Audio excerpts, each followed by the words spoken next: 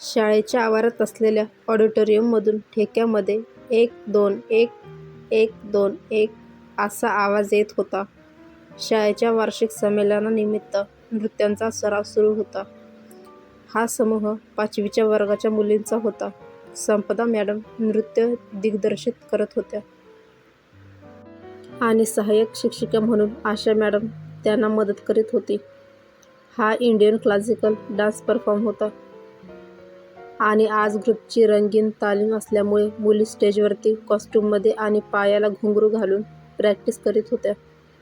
शाळेच्या सुट्टीनंतर गेल्या 2 महिन्यांपासून मुली तासनतास प्रॅक्टिस करत होत्या आणि आता 3 दिवसांनंतर हा वार्षिक संमेलन होणार होते. संपदा मॅडम ठेक्यामध्ये डान्स प्रॅक्टिस घेत होती. संपदा मॅडम टाळ्या वाजवीत, व्हेरी गुड, आता पुन्हा एकदा. थोडं थांबत ग्रुपकडे बघतात. नंतर आशाला म्हणजेच सहाय्यक शिक्षिका स्वतःकडे बोलावतात.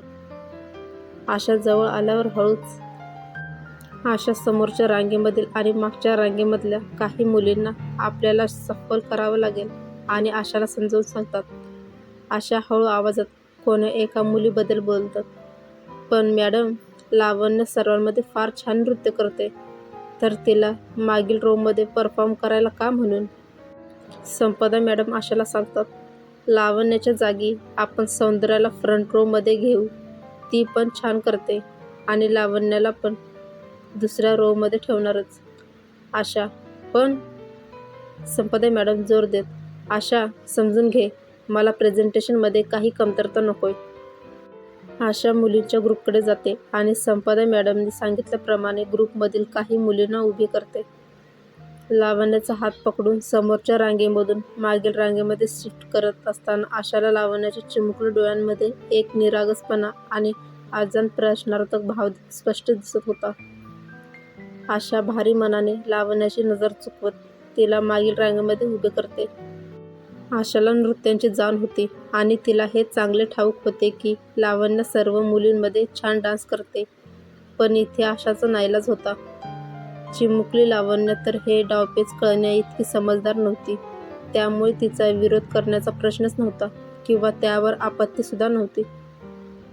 तिच्या नाजूक वयामध्ये तिची समज म्हणजे मोठी लोक नेहमी बरोबर असतात व शिक्षक तर पालकांपेक्षा सुज्ञ असतात, त्यामुळे त्यांना नकळत ते मानाचे स्थान दिले जातात.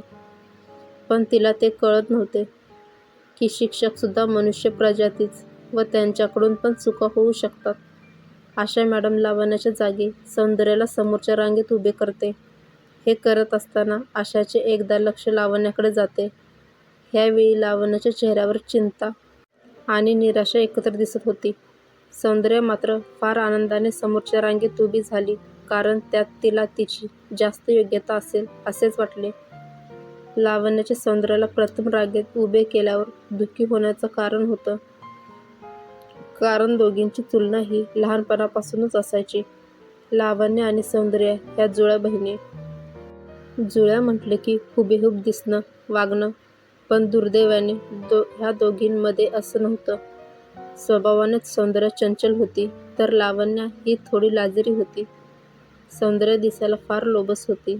पांढऱ्या हळदीसारखा रंग, पानेदार बदामी डोळे, स्ट्रॉबेरीसारखे ओठ, तिचे गोड हास्य आणि त्यात तिच्या गालावरील खळी सर्वांना मोहित करून टाके. ती सारखी हसत आणि आनंदी राहायची. तिच्या बोलण्यामध्ये फार मधुरता आणि आपुलकी असायची व याच कारणाने ती शाळेमध्ये सर्व टीचर्सची लाडकी होती. लावण्या ही थोडी कमी बोलायची. लावण्या दिसण्यामध्ये रंगाने तर तिच्या जुळ्या बहिणीची प्रमाणेच होती, मात्र इतर काही साम्य दोघींमध्ये राहिले नव्हते. तिच्या चेहऱ्यावरती कोणतेही हावभाव कधी स्पष्ट उमटत नसायचे. जणू चेहऱ्यावरती प्लॅस्टिक कोट केलाय आणि चेहरा निर्जीव अवस्थेत आहे. तिच्या ओठांच्या नसा मृत झाल्यामुळे तिचे हास्य कधीच उमटत नसे. जेव्हा ती हसायची तेव्हा तिच्या कंठातून येणाऱ्या आवाजावरून कळे. दुःखी असली की तिच्या डोळ्यांतला ओलावा त्याची ग्वाही देत असे. तिचे पानेदार डोळे फार बोलके होते. जे भाव तिचा चेहरा व्यक्त करू शकत नव्हते, ते तिचे डोळे चांगले व्यक्त करी. त्या दिवशी आशाला तिच्या डोळ्यांमध्ये तिच्या मनातील भाव दिसले. लावण्याला तिची बहीण सौंदर्याबद्दल ईर्ष्या नव्हती. तिला फक्त त्यावेळी तिला मागे जावे लागले ही निराशा होती आणि स्वतःचे नेमके काय चुकले असेल याबद्दल ती विचार करी. अगदी प्रीस्कूलपासून ते आता 5वीपर्यंत या दोघी सोबतच एका शाळेमध्ये एकाच वर्गामध्ये होत्या आणि तेव्हापासूनच सौंदर्य अगदी सहजपणे सर्वांचे लक्ष वेधून टाकायचे व तेच लावण्याला सहजासहजी मिळत नसे. दोघी बहिणी तशा ऑलराऊंडर होत्या. अभ्यासामध्ये लावण्या मात्र सौंदर्यापेक्षा हुशार होती आणि तिला जास्त मार्क मिळायचे. पण वर्षभर जे अटेन्शन सौंदर्याला मिळायचे ते लावण्याला नाही मिळाले. मानवी मनाला अगदी लहानपणापासूनच स्वतःकडे दुसऱ्यांचे लक्ष वेधण्याची इच्छा असते, पण लावण्याचे फर्स्ट इम्प्रेशन सहज कधी पडलेच नाही. यामध्ये खरंच काय तिचा दोष होता? म्हणायला तर ती हुशार, आज्ञाधारक, स्वभावाने हळवी, शांत, शाळेत आणि बाहेर मोठ्यांचा आदर करणारी होती. मग काय असे होते ज्यामुळे ती अपूर्ण होती? का तिला तिची पारख करणारी योग्य लोक समाजात कधी भेटलीच नव्हती? लावण्या हुशार होतीच, पण मेहनती पण फार होती. जे अटेन्शन तिला सहज मिळत नसे ते तिला जेव्हा शाळाकरिता कॉम्पिटिशन जिंकायची तेव्हा किंवा परीक्षेच्या निकालानंतर मिळायचे. तेव्हा सर्वांना तिचे कौतुक करणे भाग पडायचे. काय मिळतंय, काय सुटतंय यावर विचार करण्यासाठी तिचे वय फार कोवळे होते. आतापर्यंत ज्यावेळी जे मिळतंय त्या वेळी तसतसे भाव तिच्या हृदयात उमटायचे. कधी अति हर्ष तर कधी निराशा. त्या निरागस बालमनामध्ये मिळालेले दुःख काही काळच टिकायचे, नंतर पुन्हा पूर्ववत छोट्या छोट्या गोष्टींमधून निखळ आनंद परत येई. अजाण बालपण जर ही निराशा आणि अपमान विसरून छोट्या छोट्या गोष्टींमध्ये निखळ आनंदात रमायला लावत असेल तर खरंच ते किती समजदार वय असावे. लहान असताना सभोवताली काय सुरू आहे आणि कोण आपल्याला काय म्हणतंय, व्यक्तीचे मूल्यांकन कसे केले जाते याबद्दल कधी विचार येत नाही. पण काय ती समजदार वयात असा अपमान, हीन भावना सहजपणे विसरून आनंदी राहू शकेल? का ती छाप हृदयावरती कायमस्वरूपी राहील? आता लावण्या 10 वर्षाची होती. हळूहळू ती आता स्वतःबद्दल आणि सभोवतालच्या व्यक्तींबद्दल विचार करायला लागली होती. नेमके ते आकलन तिला नाही जमायचे. अर्थात आता तरीही हे वय तेवढे परिपक्व नव्हते, पण तिचा शोध सुरू झाला होता. आज ज्याप्रमाणे भेदभाव केला गेला त्यात स्वतःच काही चूक केल्याचे वाटून ती दुःखी होती. लावण्याला संगीत आणि नृत्यांची फार आवड होती आणि तिच्यासाठी ही मोठी गोष्ट होती. प्रॅक्टिसनंतर सायंकाळी 4:30ला दोघी घरी पोचल्या. त्यांची आई रश्मीने दार उघडले. सौंदर्य मस्तीमध्ये धावत आत शिरत तिच्या रूममध्ये पळाली, तर लावण्याने जड पावलांनी घरात प्रवेश केला. रश्मीला हे थोडे खटकले, पण कदाचित थकल्यामुळे असेल असेच तिला वाटले. आई किचनकडे कामाला निघून गेली. थोड्या वेळाने लावण्य आणि सौंदर्य रूममध्ये आहेत हे लक्षात आल्यावर आईने ओरडून हाक दिली, सौंदर्या, लावण्या, चला चेंज करा आणि फ्रेश व्हा. रश्मी किचनमध्ये मुलींकरिता काही खायला बनवत होती. सौंदर्य धावत आईकडे आली व आईच्या कमरेला बिलगली आणि ती हसत म्हणाली, आई, आज मला काही सांगायचे आहे. मला डान्समध्ये. रश्मी सौंदर्याला कमरेतून सोडवत, ते सगळे नंतर, आधी फ्रेश व्हा. मी खायला करते. आणि लावण्या काय करते? सौंदर्य मस्तीत उड्या मारत सांगते, ती रूममध्ये झोपली? उठव तिला आणि फ्रेश व्हा. सौंदर्य अर्धवट ऐकून फ्रेश व्हायला बाथरूमकडे निघून गेली. रश्मी पुन्हा जोरात आवाज देत, लावण्या, ऐकलं का? चला फ्रेश व्हा. ही झोपायची वेळ आहे का? लावण्या रूममधून किचनकडे येत थोड्या नाराजीच्या स्वरात म्हणाली, आई, मला नाही खायचे. आई मागे वळून एका हाताने तिला जवळ घेत, का ग बेटा, असं विचारत लावण्या रडायला लागली. आता रश्मी खाली बसत तिला जवळ घेत विचारायला लागली, काय झाले तुला? कोणी काही बोलले का? रडतच लावण्या म्हणाली, आई, मला टीचरनं डान्ससाठी मागील रोमध्ये शिफ्ट केले. तिला सांभाळत प्रमाणे, त्यात काय झाले रडायला? डान्समध्ये तर आहेस ना? इट्स ओके बेटा. आई पुन्हा उठून बनवलेले पोहे दोघींकरिता प्लेटमध्ये वाढले. तेवढ्यात सौंदर्या पण आनंदाने किचनकडे येत.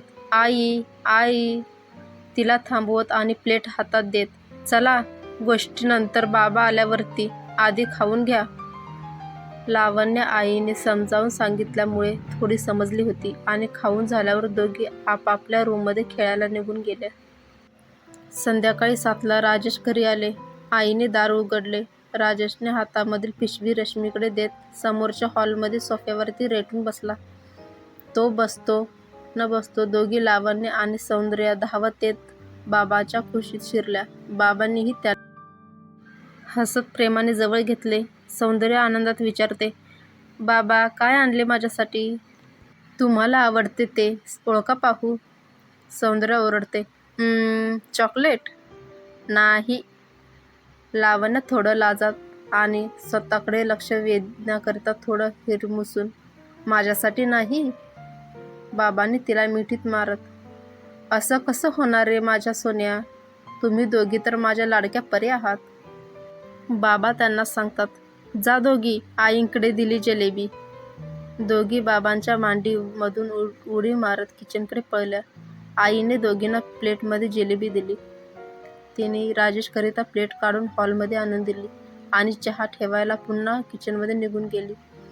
लावण्य सौंदर्या हॉलमध्ये खात खात येऊन बाबांसमोर उभ्या राहिल्या. सौंदर्या आनंदाने सांगायला लागली, बाबा, आज एक गंमत झाली. मला डान्समध्ये टीचरने लीड परफॉर्मर म्हणून समोर रांगेत जागा दिली.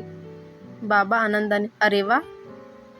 लावण्य, जी काही आतापर्यंत सामान्य झाली होती ती हे सौंदर्याचे आणि बाबांचे संभाषण ऐकून नाराज झाली.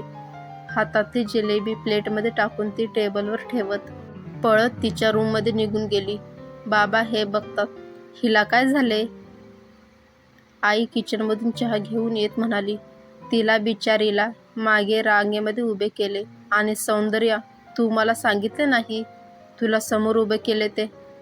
मी सांगित होती तर तू फ्रेश हो म्हणाली, मग राहून गेले. राजेश आईला सांगतात, लावण्याला आण माझ्याकडे. लावण्य जड पावलांनी बाबाजवळ आली आणि बाबांनीही प्रेमाने जवळ घेत, काही नाही बेटा, पुढील वर्षी आणखी छान मेहनत करू तर तू नक्की समोर परफॉर्म करशील. लावण्याने पण चटकन मान हलवत होकार दिला. तिला जे अटेन्शन हवे होते ते तिने मिळवले.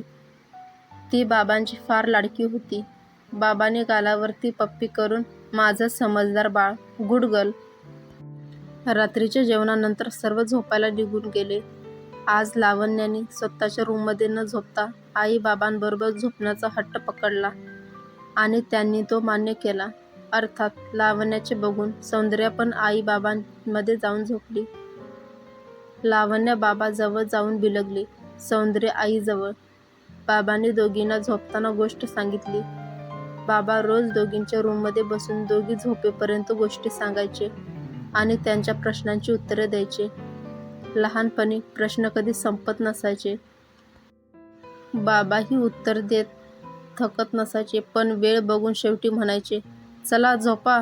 बघू स्वप्नामधील पऱ्या. निळाशार आकाशात पांढऱ्या शुभ्र ढगांमध्ये तुम्ही 2 पऱ्यांची वाट बघतायत.